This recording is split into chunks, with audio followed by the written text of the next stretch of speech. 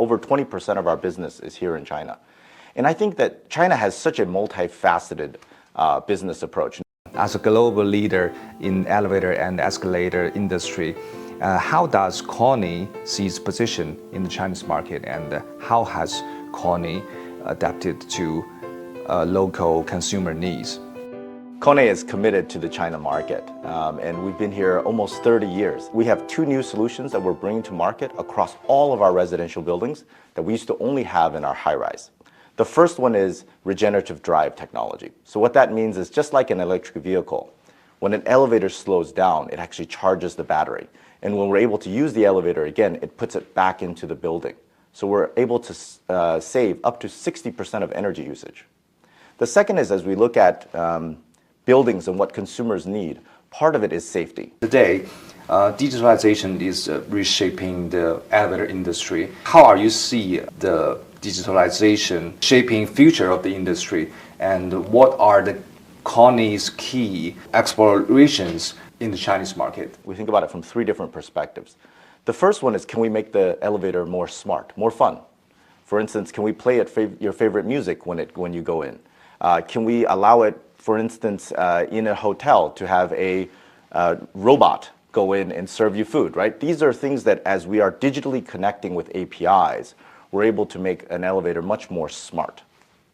The second is a little bit more behind the scenes. KONE's 20,000 plus employees servicing an elevator and making sure that it's safe for everybody to use. So as we think about the digitization of that, can we make it with predictive maintenance? So we know when issues will arise, or we know before issues arise, so that our technicians are able to go there and solve problems much earlier. And the third is, when we look at the China market, it's vast. We have over 10 million elevators in use. How do we connect everybody? How do we make a digital platform? How do we ensure that our partners across the country are able to leverage the latest technologies to service an elevator? Why do we need to connect all the elevators in China?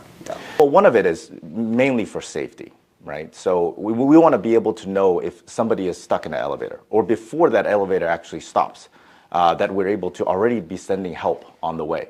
The other part is government needs, right? Really, governments really want to understand how the cities operate, how to make it much more efficient to operate. And so if we have it digitally connected, if we're able to display it for a property management company, for a government, these are areas that we think broaden net and bring everybody onto the same platform will really help. So with the global economy recovery slowing down, many foreign enterprises taking a cautious approach. So however, China remains a key driver of global growth. So how will China's economy relations, and how KONE's China's operations benefited from this stability?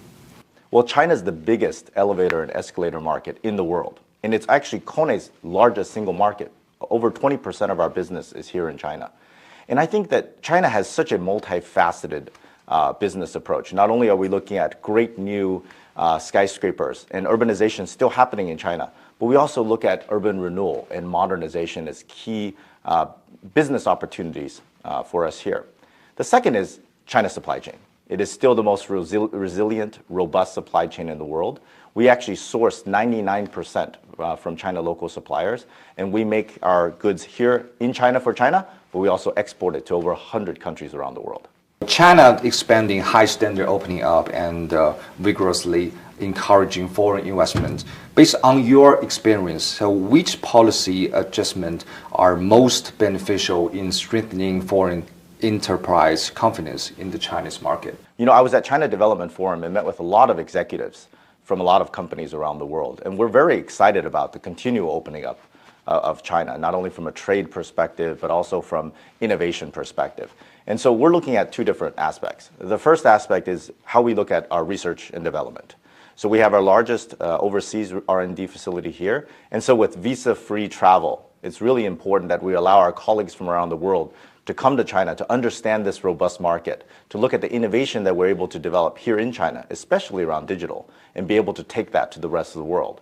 The second is we look at things like robotics, the things we look at like AI, a lot of areas where China is really leading the world. And how do we leverage our local partners here in China And how do we bring those resources quickly into our products and services?